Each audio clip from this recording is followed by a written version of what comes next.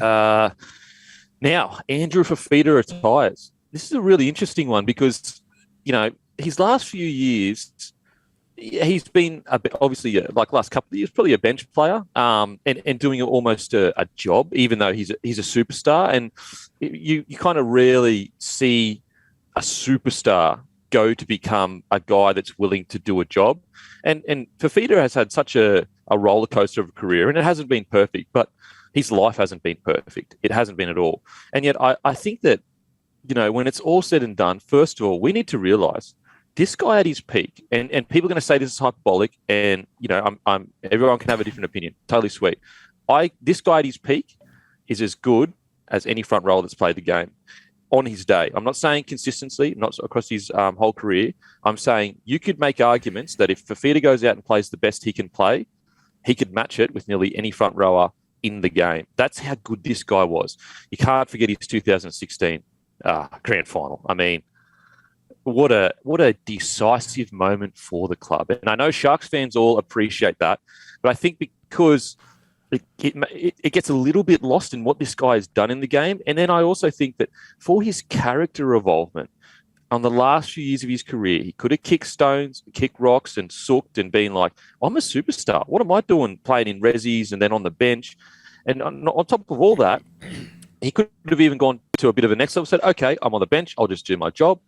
But he went even further than that. He said, okay, I'm not the man anymore. I'm going to help the young boys and the other guys that are taking my spots be the best versions of themselves. So I just want to give my massive, massive praises to Andrew Fifita. I think that as time passes and we get further away from his last couple of years, I think more people will look back on his career and go, oh, wow, this guy was special. Not to mention the impact he had, one of the first big players to say, you know what? I'm not going to play for Australia. I'm going to play for Tonga. It changed the game of rugby league forever. The world game has a long way to go. There is no denying that. But that decision right there was the snowball, him and Taumalolo, and that's not to disrespect any player that had played before, but they were at the height of their powers.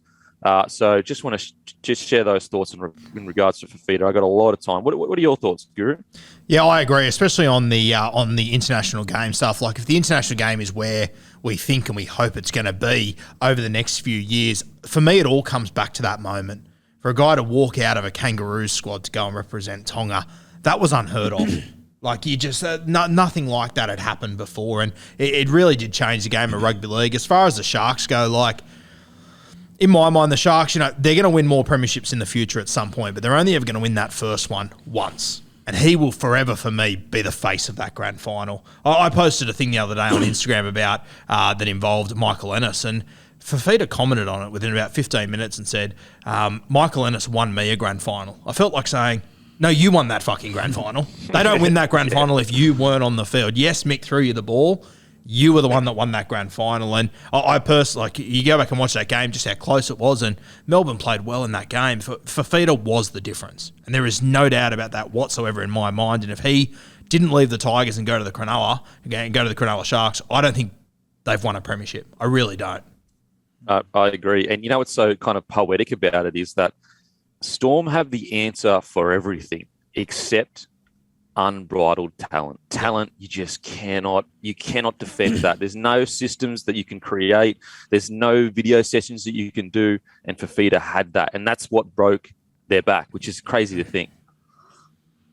Yeah, the two things for me that come to mind for Fifita are obviously the 2016 grand final. That it was a career-defining moment for Andrew Fifita, and there were, I won't go obviously into them because not the point of the conversation and reflecting on Andrew Fifita's career, but there are things that went on off field prior to that final series, a few political things that went into that game when it came to the Clive Churchill medal decision. And not just because I was a little bit bitter because I was on him for the Clive Churchill medal, but he was the best player in that grand final, and Clive Churchill medalists go down in folklore, and I don't think people will forget, you two clearly haven't forgot, that Andrew Fifita, with no disrespect to Luke Lewis, who was fantastic in that grand final, Andrew Fifita was the Clive Churchill, should have been the Clive Churchill medalist in that grand final, and for a few reasons it didn't eventuate, but I don't think people will forget what he did there. And then the second thing was just that, you see a lot of great players fizzle out the back end of their careers. Happens in every sport, to every club, to every team, to most players. And Timmy, I fizzled out at the start of my career, bro. At least you had one, mate. Yeah, what was it like to have a start of a career?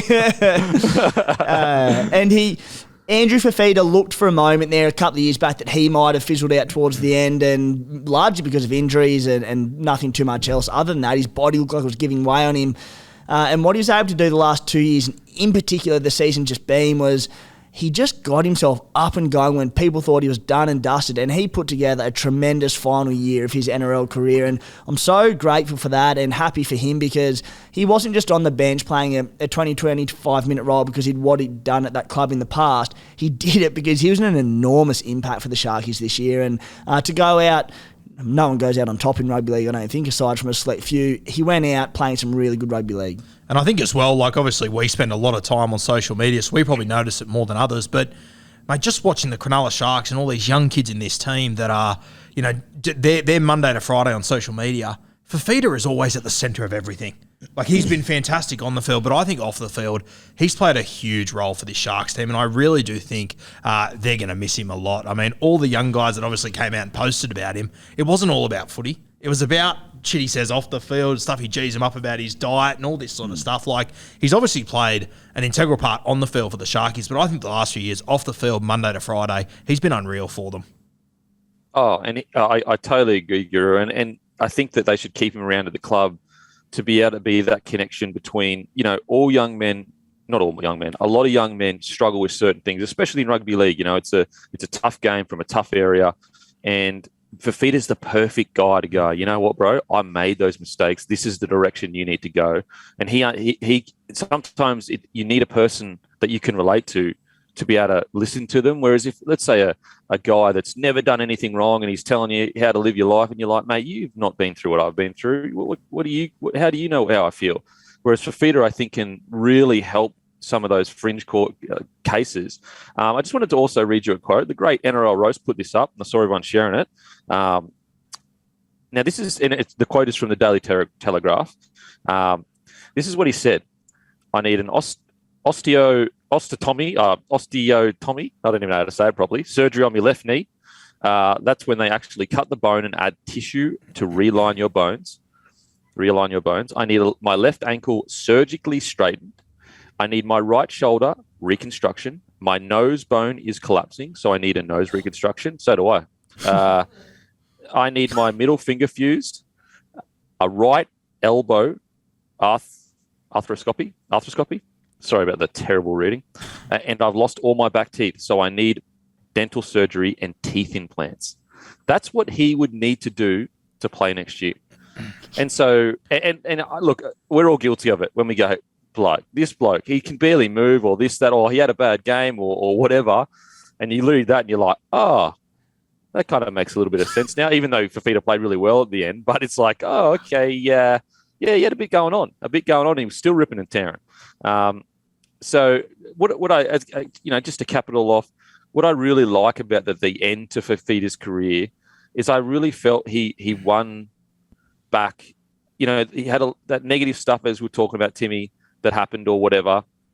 But I think all this last few years was a real kind of not winning back, because he's not trying to do that, but just getting a lot of, this guy is not just a natural gifted freak or whatever. He is tough. He is willing to go the extra mile. So congratulations, Fifita. Incredible career.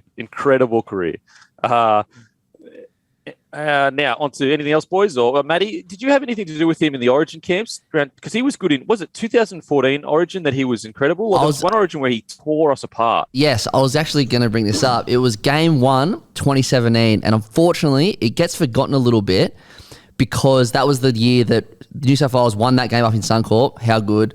Then in Game 2, we're up 16-6 at half time, and then just choked. Dane Gagai scored a double, and then Cam Munster debuts. Oh, yeah, baby. Cam Munster debuts in Game 3. But anyway, aside from the result, Andrew Fifita in that first Origin game, for a front row to go up to Suncorp, I think he scored, he set up a try, he did absolutely everything. I reckon it was the best performance of his career. Like, obviously, the 2016, that was his moment, but as for a game... Suncorp Stadium. It's one of the greatest individual performances of all time. Club, state, country, in my books. It was unbelievable. So, yeah, Andrew Fifita had so many good moments in his career, and he was, that's how he should remember. That's how he should be remembered for that 2016 grand final and for that 2017 Origin performance, because it was crazy. How about New South Wales choking and Dane Gagai scoring 2 tries? You've narrowed it down to about 15 games for me. Fucking doesn't help at all.